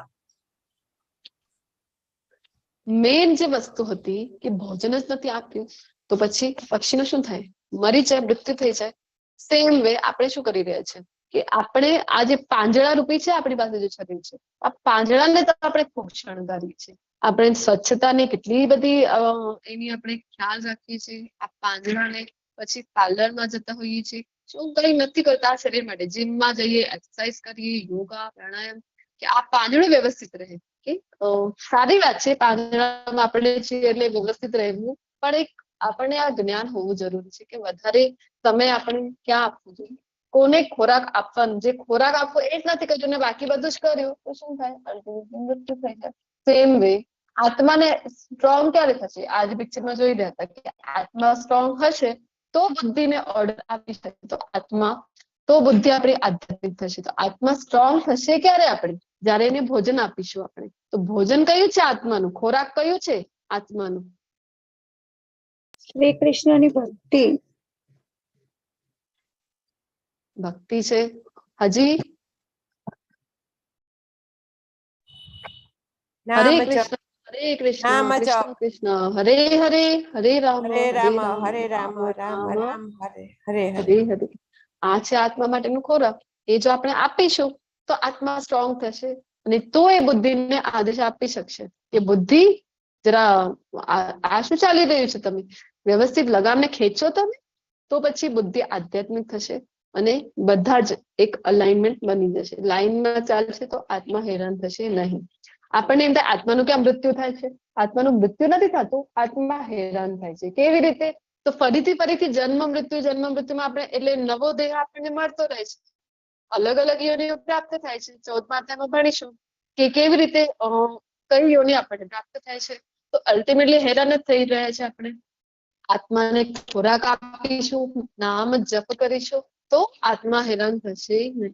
હવે 13.8 થી લઈને 13.12 સુધીમાં ભગવાન આપણને જણાવે છે 20 પોઈન્ટ છે એ જણાવી રહ્યા છે. તો ભગવાન એન્ડમાં કહે છે કે આ જે 20 પોઈન્ટ છે ને એને જ આ બધાને જ હું જ્ઞાન તરીકે ઘોષિત કરું છું અને આના સિવાય જે કંઈ પણ છે એ બધું જ અજ્ઞાન છે. આપણને એમ થાય જ્ઞાન, જ્ઞાની કોને કહેવાય? ઓહો, કેટલી મોટી મોટી ડિગ્રીઓ છે એની પાસે. જોવો તો ખરા, double graduation, double master graduation છે એ, પીએચડી છે એ. ભગવાન કહે છે કે ના, આ તો અહીંયા ડેફિનેશનમાં આવી જ નથી રહ્યો. તો આ ડેફિનેશનમાં કયો ફિટ બેસે છે? આ બધું કયું છે? તો પહેલો પોઈન્ટ જણાવી રહ્યા છે વિનમ્રતા. ભક્તમાં વિનમ્રતા હોવું ખૂબ જ મહત્વનું ગુણ છે. આપણે કેટલી પણ જો આજકાલ કેવું છે ને, આ જે વિદ્યાની વાત કરી રહ્યા હતા આપણે, કે જેટલી જ્ઞાન પ્રાપ્ત કરી લઈએ તો આ જ્ઞાની કહેવાય. ભૌતિક જગતનું જ્ઞાન પ્રાપ્ત કરી લીધી, મોટી મોટી ડિગ્રીઓ, તો જ્ઞાની કહેવાય? તો કૃષ્ણ કહે છે કે ના, વિનમ્રતા હોવી જરૂરી છે. આ જ્ઞાન તમે લો છો તો તમારામાં તો ઉલટાનું આવું એજ્યુકેશન પ્રણાલીમાં આપણે છે ને અત્યારે કે જેટલી હાયર લેવલે ડિગ્રી અચીવ કરીને તો એટલું જ આપણા અંદર અભિમાન આવી જાય છે. તો આપણે સાંભળતા તો હોઈએ છીએ વિદ્યા વિનયેન શોભતે, પરંતુ આ વિનય આપણે અંદર ડેવલપ થતું નથી. તો વિનમ્રતા હોવી ખૂબ જરૂરી છે. ભક્તિમાં આવ્યા છે તો પહેલો ગુણ ભગવાન જણાવે છે દંભ વિહીનતા. દંભ વિહીનતા એટલે કે દંભ એટલે દેખાડો કરવો જોઈએ નહીં. કૃષ્ણને ગમતું નથી. સૌથી મોટા જે દેખાડા આજકાલ થઈ રહ્યા છે કયા છે? જે સોશિયલ પ્રોગ્રામ આપણે કરતા હોઈએ છીએ, લગ્ન પ્રસંગ થઈ ગયા, બર્થડે સેલિબ્રેશન, તો એમાં આપણે શું કરી રહ્યા છે? આ થીમ ફોલો કરો, પહેલી થીમ ફોલો કરો, ને કેટલા મોટા પ્રમાણમાં આપણે દંભ કરી રહ્યા છે. તો કૃષ્ણ કહે છે દંભ વિહીનતા એ જ્ઞાન છે. અહિંસા, અહિંસા બે પ્રકારની હોય છે. એક અહિંસા જીવ માત્રને જો આપણે મારી રહ્યા છે પોતાની ઇન્દ્રિય તૃપ્તિ માટે, તો એ હિંસા કહેવાય. અને જો એને મારી રહ્યા છે આપણે, જો આપણને એમ થાય ને કે નાનકડું તો જીવ હતું, કીડી તો હતી, શું થયું, પગ નીચે કચડાઈને મરી ગઈ, તો પરંતુ આપણે એની આધ્યાત્મિક જે એક યાત્રા ચાલી રહી છે, એક સ્પિરિચ્યુઅલ જર્ની છે, એને આપણે રોકી રહ્યા છીએ. જો આપણા પગ નીચે કચડાઈને મરી ગઈ, એના કર્મના લીધે એને આ યોનિમાં અમુક સમય વિતાવવાનું હતું, પરંતુ આપણા લીધે જો એનું મૃત્યુ થઈ ગયો, પછી એને ફરીથી એ જ યોનિમાં જન્મ લેવું પડે છે. તો કોઈની આધ્યાત્મિક જર્ની આપણે રોકી રહ્યા છે કોઈનો હિંસા કરીને, તો એ કરવાનું નથી. એ એક બીજો અહિંસાનો અર્થ છે, આપણે પ્રભુપાદજી સમજાવે છે. કયું છે? બોલો. અહિંસા એટલે કોઈની હિંસા ન કરવી તે. હા, એ તો આપણે અત્યારે જોયું, કોઈની હિંસા નહીં એ કરવી. મન બીજો વચન એક અર્થ કર્મથી પ્રભુપાદજી કહે છે. કૃષ્ણ ભાવનામૃતમાં આપણે હોય અને તે છતાંય કોઈને જ્ઞાન ન આપીએ અથવા તો શેર ન કરીએ, ઈ અહિંસા. અરે બોલ, આપણે બસ જો કૃષ્ણ ભાવનામૃત જ્ઞાન છે જે આપણને આ જન્મ મૃત્યુથી બચાવી શકે, આ જ્ઞાન જો આપણે કોઈને નથી આપી રહ્યા તો હિંસા થઈ. જો આપીએ છીએ તો અહિંસા કહેવાય. તો આ અહિંસા, સહિષ્ણુતા એટલે કે સહનશીલતા હોવી જરૂરી છે. સરળતા, સિમ્પ્લિસિટી ખૂબ ઇમ્પોર્ટન્ટ છે. પ્રભુપાદજીના જે ગુરુ હતા પરમ પૂજ્ય ભક્તિ સિદ્ધાંત સરસ્વતી ઠાકોરજી મહારાજ, તો એ કહેતા હતા વોટ ઇઝ વૈષ્ણવિઝમ? કોઈ એમને પૂછે તો કહેતા હતા સિમ્પ્લિસિટી ઇઝ વૈષ્ણવિઝમ. વૈષ્ણવ કેવા હોવા જોઈએ? ખૂબ જ સરળ, દૂરથી જોઈએ તો આપણને કૃષ્ણ યાદ આવી જાય એવા વૈષ્ણવ હોય છે. ધોતી કુર્તો પહેરેલો હોય, સરસ તિલક કરેલું હોય, કંઠી માળા તુલસીજીની પહેરેલી હોય છે, વૈષ્ણવ પરિધાન કરેલા હોય, એમને જોઈને જ આપણને કોને યાદ આવી જાય? કૃષ્ણ છે એ યાદ આવી જાય. સરળતા હોય ને તો ભક્તિમાં આગળ વધવામાં મદદ થાય છે. સદગુરુનો આશ્રય, જો અહીંયા આપણે જ્ઞાનના વિષયમાં કૃષ્ણ કહી રહ્યા છે કે સદગુરુનો આશ્રય લેવું જરૂરી છે. ચોથા અધ્યાયમાં પણ કીધું, ગઈકાલના અધ્યાયમાં પણ કીધું કે અનન્ય ભક્તિ નથી થતી તો તમે વૈદિક સાધના ભક્તિ ગુરુના શરણે જાઓ, તે તમને બતાવે છે, એ ફોલો કરો, વિધિ વિધાનોનું પાલન કરો. કોણ આપશે વિધિ વિધાન? ગુરુ આપશે. અહીંયા પણ કહે છે સદગુરુનો આશ્રય. વારંવાર કૃષ્ણ ભગવદ ગીતામાં જણાવી રહ્યા છે. જો આપણને કોઈ કહે ને કે હું એટલે જ્ઞાની છું, તો પૂછવું જોઈએ તમારા ગુરુ કોણ છે? ગુરુ શિષ્ય પરંપરામાંથી ગુરુ આવી રહ્યા છે કે નહીં, જાણવું ખૂબ જરૂરી છે.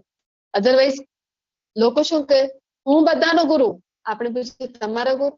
મારા કોઈ ગુરુ નથી, તો એ અજ્ઞાની કહેવાય. કારણ કે આના સિવાય જે કંઈ છે કૃષ્ણ કહી રહ્યા છે અજ્ઞાન છે. પવિત્રતા, પવિત્રતા પણ બે પ્રકારની છે, બાહ્ય શુચિ, આભ્યંગ શુચિ.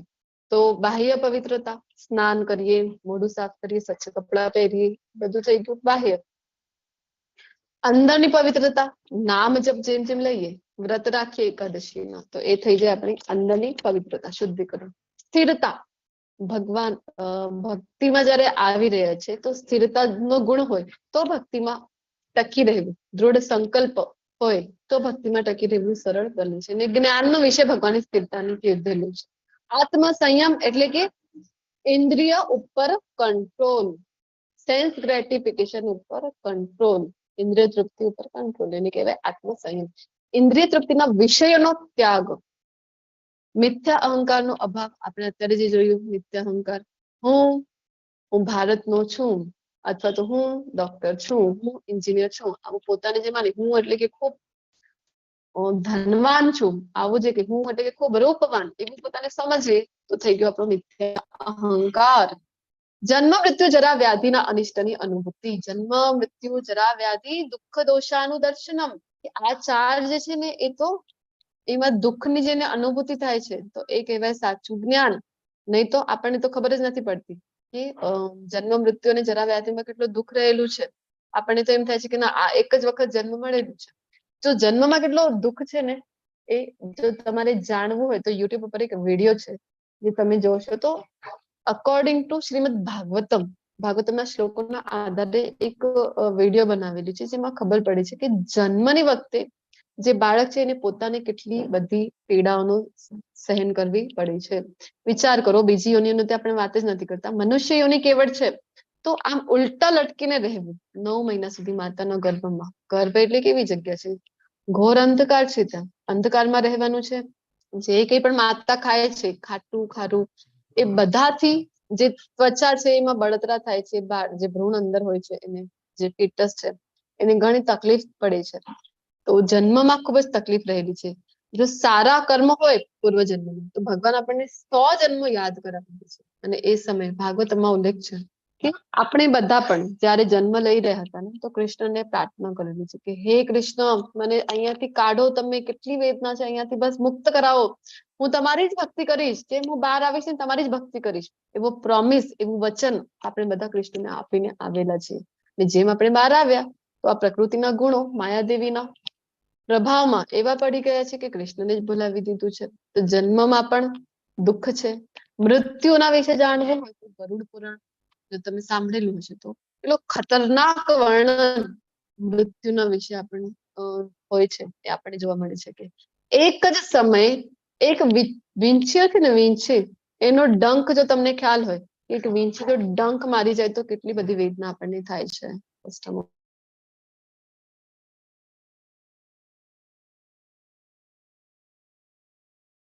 હરે કૃષ્ણ.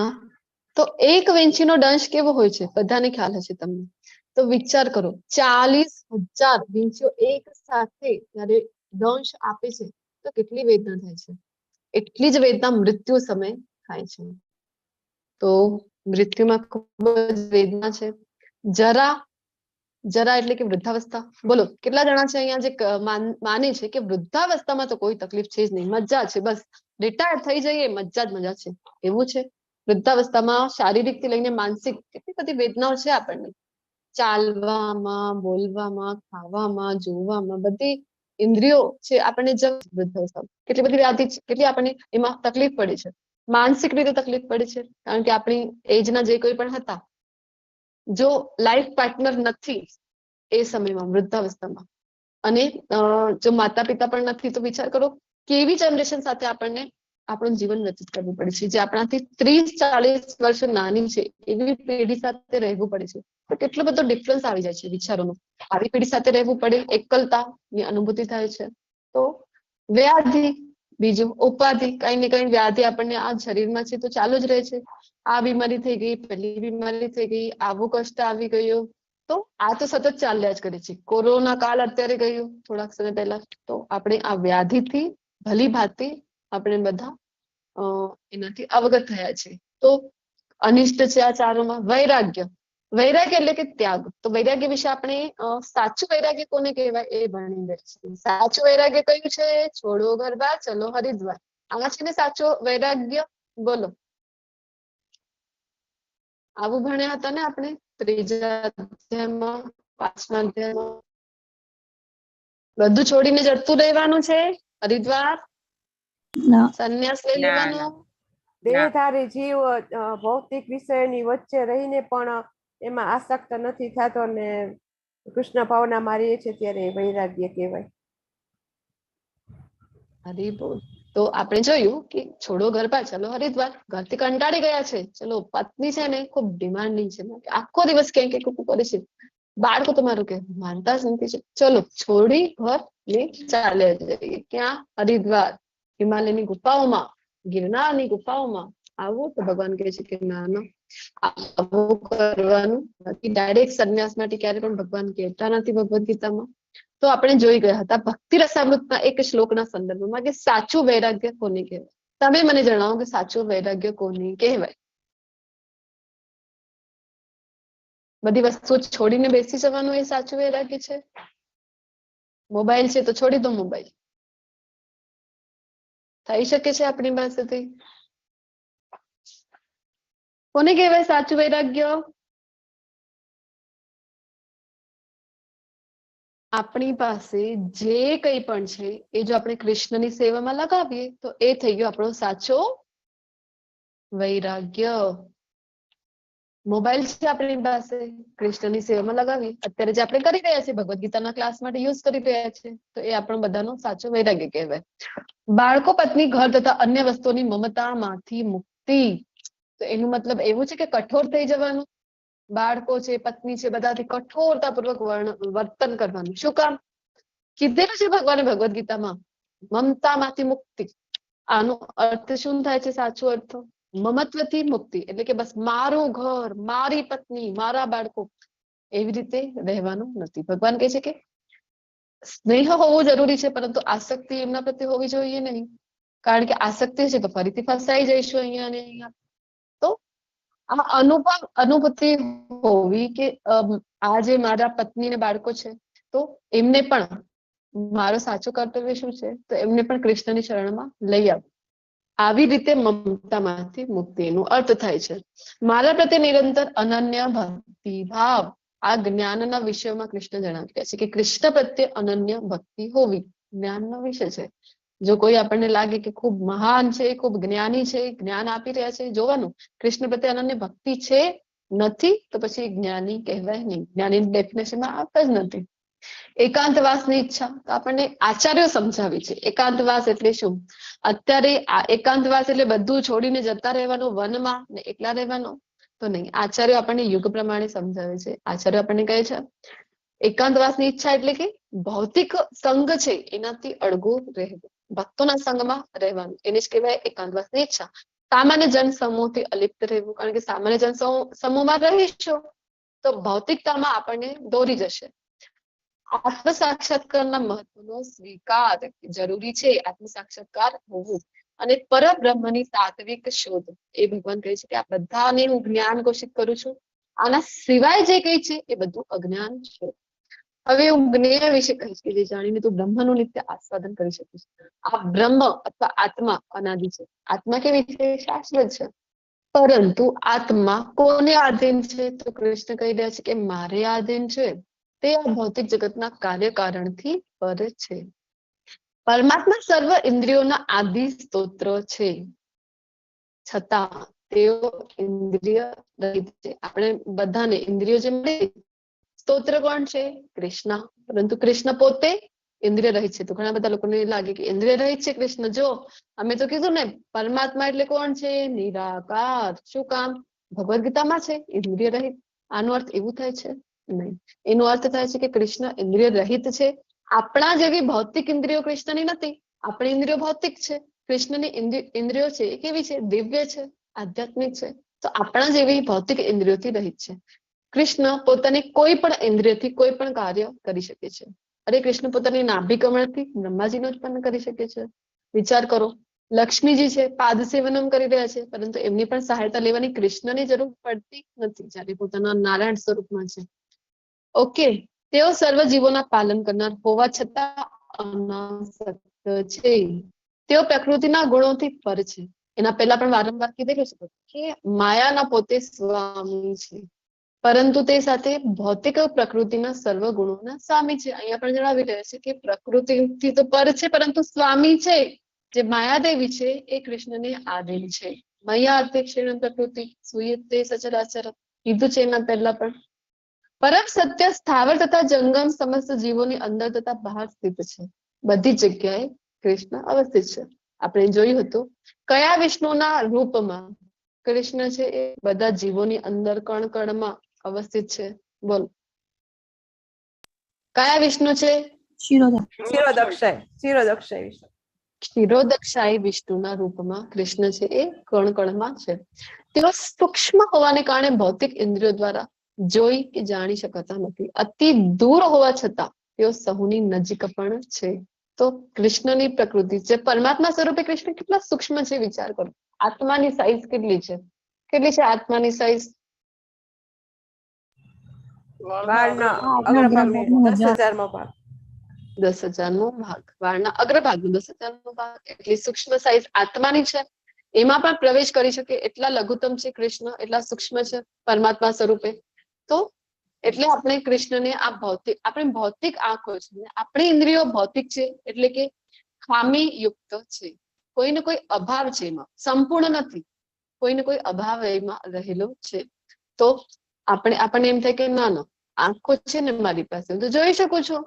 આટલી સૂક્ષ્મ વસ્તુ આપણે જોઈ શકતા નથી. આત્માને એટલા માટે તો જોઈ શકતા નથી કારણ કે અતિ સૂક્ષ્મ છે. બીજું એ કે આંખો છે ને આપણી પાસે, જો તમને એક રૂમમાં બેસાડી દેવામાં આવે અને એ રૂમમાં કમ્પ્લીટ અંધારું કરી દેવામાં આવે, બધું જ અંધારું, કાંઈ જ ત્યાં પ્રકાશનો એક થોડુંક પણ પ્રકાશ ત્યાં છે નહીં, તો તમે કહો કે ત્યારે તમારી પાસે ઇન્દ્રિય છે, આંખો છે, પરંતુ જોઈ શકો છો કોઈ પણ વસ્તુને? ત્યાં કઈ કઈ વસ્તુ છે? સોફા છે, ચેર છે, ટીવી છે, કોઈ પણ વસ્તુને જોઈ શકીએ છીએ આપણે? નથી જોઈ શકતા. શું કામ? કારણ કે આપણી ઇન્દ્રિયો અપૂર્ણ છે. જ્યારે પ્રકાશ, લાઈટ કોઈ ઓબ્જેક્ટ ઉપર પડે છે તો જ આપણને વિઝિબલ થાય છે. તો આપણે ડિપેન્ડન્ટ છીએ કે પ્રકાશ એના ઉપર પડે તો જ મને એ વસ્તુ દેખાય. આના પ્રકાશની વગર તો આપણે કઈ જોઈ પણ શકતા નથી. આપણી ઇન્દ્રિયો છે એ અપૂર્ણ છે. કૃષ્ણને આપણે જાણવા, જોવા સમર્થ નથી. અને પરમાત્માની પ્રકૃતિ કેમ વિરોધાભાસી છે કે દૂર છે તો પણ નજીક છે? આ વિધાનને કેવી રીતે સમજી શકાય છે? બોલો. કહી રહ્યા છે ને હું તો દૂર છું છતાં સૌની નજીક છું. કેવી રીતે નજીક છે? દૂર એટલા માટે કે ગૌલોક ધામ જે વૃંદાવન ધામ છે એમાં ભગવાનનું દ્વિભુજ સ્વરૂપ છે એટલે આપણાથી દૂર કહેવાય. અને નજીકમાં આપણે દરેક દેહધારી જીવમાં પરમાત્મા સ્વરૂપે વસેલા છે. હરી બોલ. દૂર મૂળ રૂપમાં છે, કૃષ્ણ રૂપમાં, પરંતુ સૌની અંદર પરમાત્મા સ્વરૂપે છે.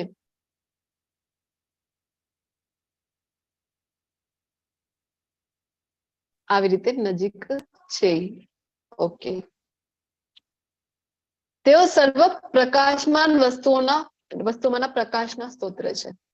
કોઈ પણ જગ્યાથી પ્રકાશ આપને લાગી રહ્યો છે તો સ્ત્રોત કોણ છે? પરમાત્મા છે. તેઓ ભૌતિક અંધકારથી પર છે. જો પ્રકાશ શું છે આપણે જોઈ ગયા હતા, બ્રહ્મ, પરમાત્મા અને મૂળ રૂપમાં ભગવાન એટલે કૃષ્ણ. તો બ્રહ્મ શું છે જોઈ ગયા હતા કે કૃષ્ણના શરીરનો દિવ્ય પ્રકાશ છે. તો એમનું શરીર જ એવું છે કે એમાંથી એટલું બધું પ્રકાશ આવી રહ્યું છે. વિચાર કરો તમે. તો અંધકાર કેમ? અંધકાર અને કૃષ્ણ એક જગ્યા એટ અ ટાઈમ રહી શકતા નથી અને અગોચર છે. તેઓ જ્ઞાન છે, જ્ઞાનના વિષય છે અને જ્ઞાનના લક્ષ્ય છે. તેઓ સૌના હૃદયમાં સ્થિત છે. અહીંયા કહી રહ્યા છે જો જ્ઞાનમ જ્ઞેયમ જ્ઞાનગમ્યમ હૃદિ સર્વસ્ય વિષ્ટિતમ, કે બધાના શરીરમાં પરમાત્મા સ્વરૂપે રહેલા છે કૃષ્ણ. આ પ્રમાણે મેં કાર્યક્ષેત્ર એટલે કે આ શરીર, જ્ઞાન તથા જ્ઞેયનું સંક્ષિપ્ત વર્ણન કર્યું છે. આને સમજી કોણ શકશે? તો કહી રહ્યા છે કે આને કેવળ મારા ભક્તો જ પૂર્ણપણે સમજી શકે છે અને એ રીતે મારા ભાવને એટલે કે સ્વરૂપને પામે છે. કયું સ્વરૂપ છે કૃષ્ણનું?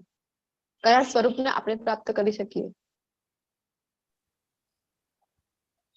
દ્વિભુજ, ત્રિભંગ, લલિત સ્વરૂપ. તો આપણે કૃષ્ણ જેવા થઈ જઈશું આ જ્ઞાનને પ્રાપ્ત કરીને. કૃષ્ણના ભાવને પામવું, સ્વરૂપને પામવું એટલે શું? કૃષ્ણની પ્રકૃતિ કેવી વિશે? સચ્ચિત અને આનંદ. તો એ જ ભાવને આપણે પણ પ્રાપ્ત કરી શકીશું. સચ્ચિત અને આનંદ કોણ કરી શકે છે? કોણ જાણી શકે છે? આ બધું જ્ઞાન છે તો કૃષ્ણ કહી રહ્યા છે કે એક જ એમાં પણ શરત છે કે અનન્ય ભક્તિ, મદ ભક્ત ભક્તિ કરશે એ જ જાણી શકશે. અહીંયા બે બર્ડ્સ છે, બે પક્ષીઓ છે. તો ઓબ્ઝર્વ કરવાનું છે તમારે એને કહેવાનું છે કે બંને બર્ડ્સમાં ડિફરન્સ શું છે, ફરક શું છે? કઈ ફરક છે?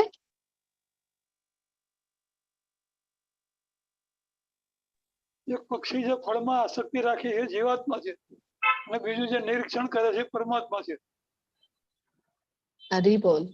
તો એક પક્ષી છે ને વ્યસ્ત છે ફળ ખાવામાં, ફળ ભોગવવામાં, અને બીજા જોઈ રહ્યા છે સાક્ષી ભાવે. તો પહેલો જે પક્ષી છે આપણે છીએ આત્મા સ્વરૂપે અને બીજા છે એ કોણ છે? તો પરમાત્મા છે કૃષ્ણ. ભૌતિક પ્રકૃતિ તથા જીવોને અનાદિ સમજવા. પ્રકૃતિ પણ અનાદિ છે. જીવ એટલે આપણને જીવ તો અનાદિ કેમ? તો મૃત્યુ થયું તો ત્યાં જ ખતમ. તો મૃત્યુ પાછળ પણ બીજા જન્મમાં ભણી ગયા હતા કે પુનર્જન્મ ફિક્સ છે, પુનર્જન્મ થાય જ છે. તો આવી રીતે જીવ એટલે આત્મા અહીંયા. તો આત્મા પણ કેવી છે? શાશ્વત છે. તો કોઈ એવું કહી ના શકાય કે ડેટ ઓફ બર્થ કઈ છે. કોઈ આપણને પૂછે ડેટ ઓફ બર્થ, આપણે આ કહી શકાય કે આ શરીરની જે ડેટ ઓફ બર્થ કઈ છે, ક્યારથી છે આ શરીરમાં, એ આપણે જણાવી શકાય છે. પરંતુ આત્મા સ્વરૂપે આપણે ક્યારથી અસ્તિત્વમાં છે તો કોઈ પણ શાસ્ત્રમાં એનું વર્ણન આપણને જોવા મળતું નથી. શાશ્વત છે આત્મા. આ તો એવી વાત થઈ ગઈ કે કોઈ આપણને પૂછે કે સૂર્ય પ્રકાશ ક્યારથી છે, આપણે શું કહીએ? જ્યારથી સૂર્ય અસ્તિત્વમાં છે ત્યારથી જ એનો પ્રકાશ છે. આત્મા અને ભૌતિક પ્રકૃતિ અસ્તિત્વમાં ક્યારથી છે? કૃષ્ણ જ્યારથી અસ્તિત્વમાં છે ત્યારથી આપણે પણ અસ્તિત્વમાં છે, અને તેમના વિકાર તથા ગુણોને પ્રકૃતિજન્ય જાણવા. તો પ્રશ્ન આવી રહ્યો છે તમારા માટે 84 લાખ યોનિઓ તરફ દોરી જવા માટે સંઘ એટલે કે એસોસિએશન જેવા સંઘમાં આપણે રહેતા હોઈએ છીએ, એની ભૂમિકા શું છે? બોલો.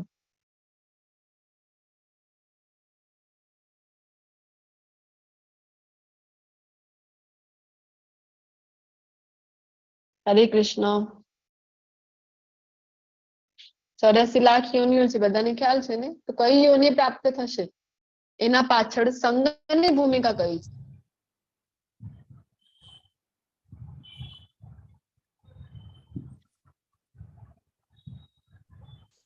સારો સંગ હરે હશે તો કૃષ્ણ. છેલ્લી ઘડીએ સારા વિચારો ભગવાન પ્રત્યેના આવશે. સત્સંગની ભૂમિકા.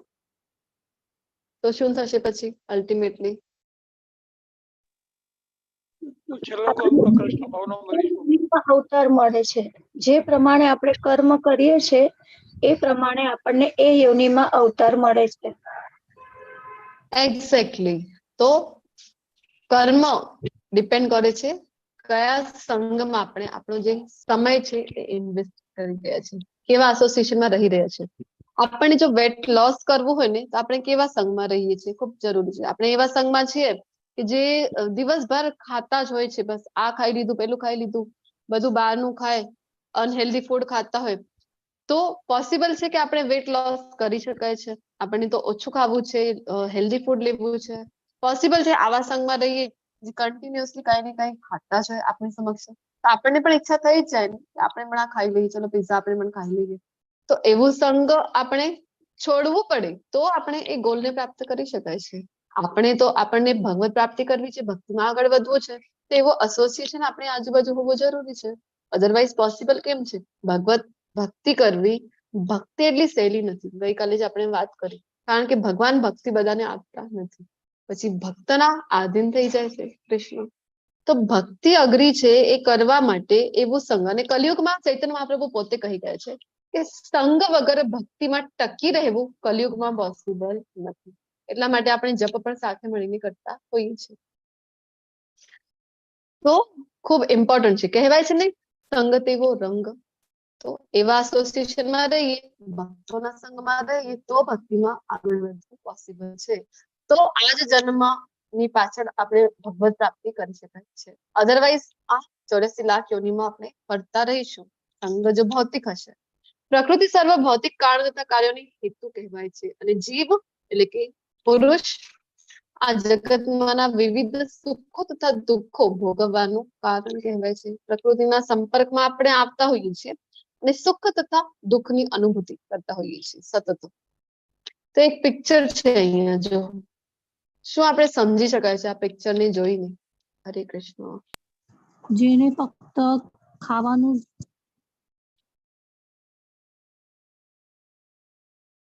એક માણસ છે અહીંયા દેખાઈ રહી છે બધાને કે ઝાડની ડાળીને પકડીને એ સપોર્ટ ઉપર છે, અને બધી જ બાજુથી જોઈએ તો ફસાયેલું છે, કારણ કે મોટો હાથી છે, ઝાડને હલાવી રહ્યું છે.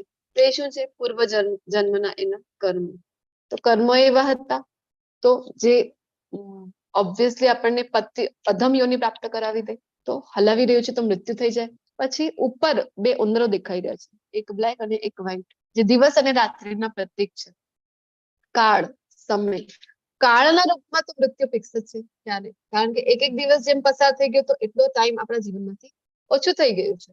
તો આવી રીતે ડાળીને ખાઈ જશે તો નીચે પડીને મૃત્યુ થઈ જાય, અને નીચે તો ઝેરીલા સર્પો તૈયાર જ બેઠા છે. આ ભવિષ્ય તો આપણો છે જ ચિંતા યુક્ત. શું કામ? કારણ કે કર્મો એવા છે આપણા.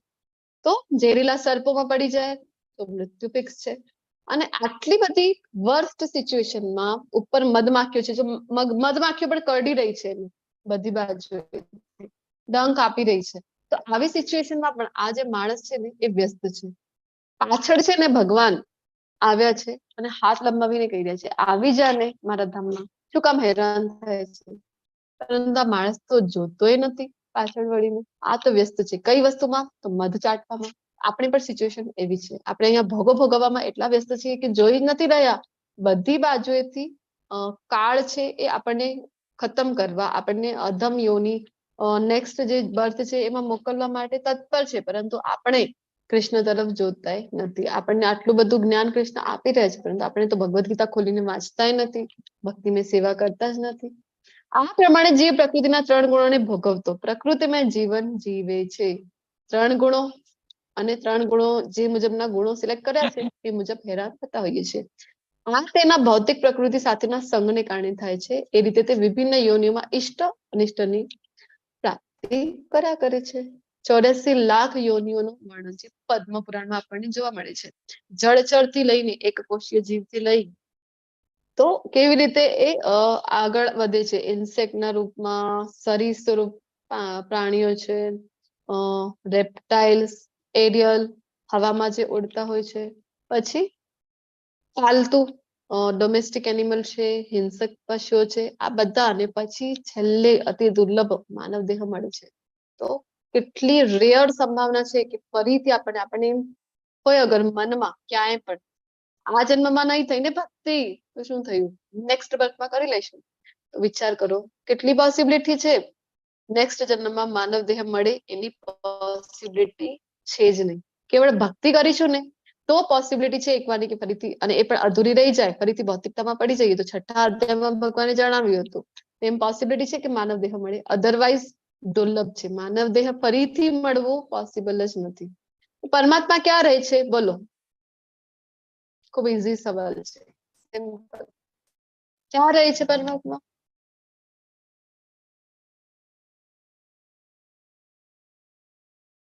હરે કૃષ્ણ. પરમાત્મા ક્યાં રહે છે? બધાના હૃદયમાં. કઈ બે વસ્તુઓ કરે છે?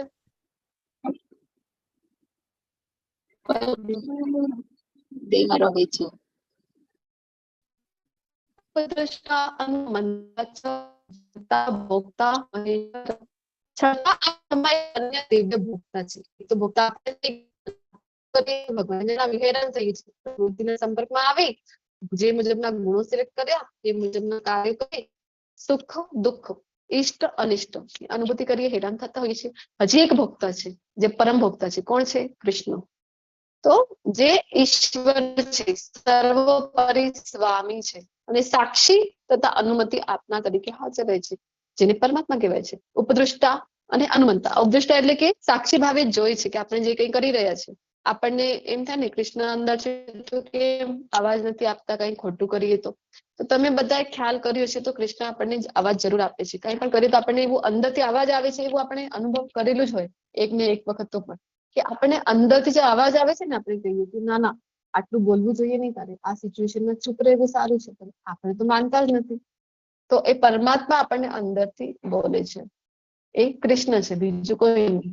ને બીજું અનુમતિ આપે છે. અનુમતિ કયા મુજબ આપે છે? જે મુજબના કર્મો હતા. માયાદેવીને પૂછે છે ભગવાન, માયાદેવી જણાવે છે કે ક્યાં કઈ મુજબના આપણા કર્મો હતા.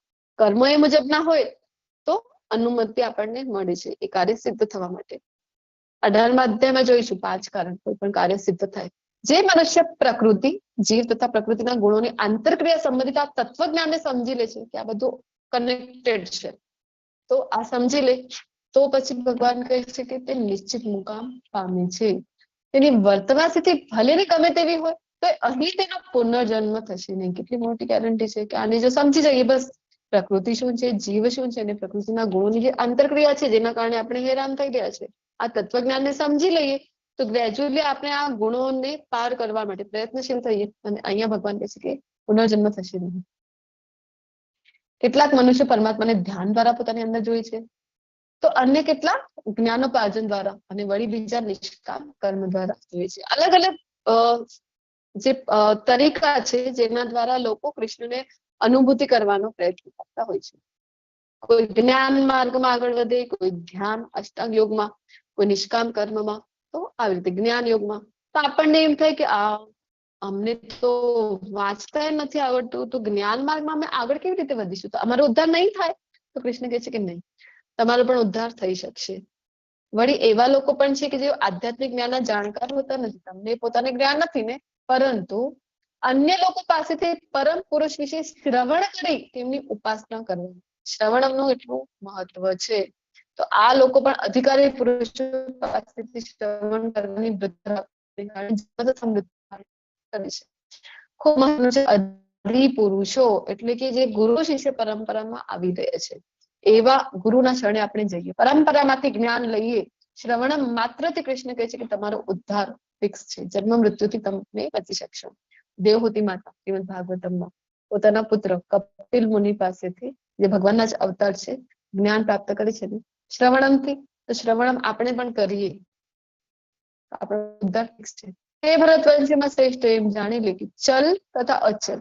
ચલ એટલે જે ચલાયમાન છે, અચલ એટલે સ્થિર છે. જે કઈ તને અસ્તિત્વમાં દેખાઈ રહ્યું છે તે બધું કાર્યક્ષેત્ર તથા તેના ક્ષેત્રજ્ઞનું સંયોગ માત્ર છે. કાર્યક્ષેત્ર અને ક્ષેત્રજ્ઞ એટલે આપણે. સાયન્ટિસ્ટ ને શું થાય? અમે ખોજ કરીએ છીએ ને એટલે તમે બધા રહી શકો છો આરામથી. તો આ ભક્તિમાં કઈ રહેલું નથી, અમે શોધ કરી રહ્યા છે. તમે શોધ કરી રહ્યા છો, પરંતુ એક વાત જણાવો કે કૃષ્ણની શક્તિ યુઝ કર્યા વગર, પંચ મહાભૂત કૃષ્ણ કહે છે કે મારી શક્તિ છે, આ પરાશક્તિ છે, પંચ મહાભૂતનો ઉપયોગ કર્યા વગર કોઈ પણ વસ્તુ આપણે બનાવી શકાય છે? અરે સોઈ પણ આપણે બનાવી શકતા નથી. એના માટે પણ આપણે કૃષ્ણની શક્તિ પર ડિપેન્ડન્ટ છે.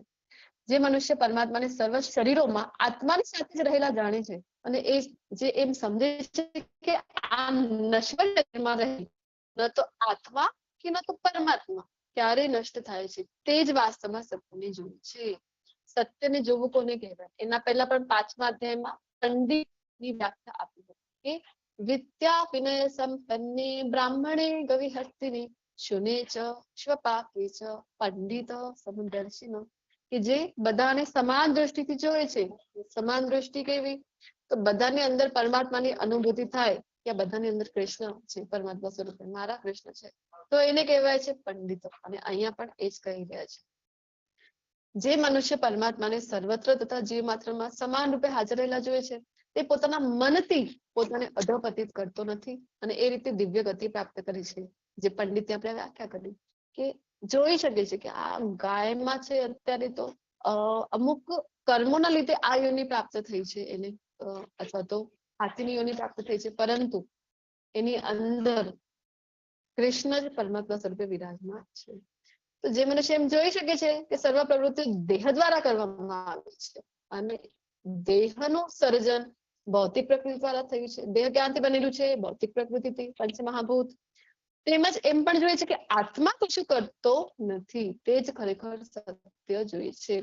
વાસ્તવમાં આત્મા કઈ કરે છે નથી કરતા. આપણે જે મુજબના પ્રકૃતિના ગુણો સિલેક્ટ કરીએ છીએ એ મુજબના કાર્યો આપણે કરતા હોઈએ છીએ, પ્રકૃતિના સંપર્કમાં આવીને. તો આવી રીતે જોઈએ તો જ સત્ય જોઈએ છે. આને સમજવા એક ઉદાહરણ છે સરસ મજાનું. મૂવી જોવા આપણે બધા ગયા છે, તો મૂવીમાં આપણે બેઠા છીએ ને જોઈ રહ્યા છીએ. મૂવીમાં હીરો છે, કેટલો મહાન હીરોને બતાવવામાં આવેલું છે.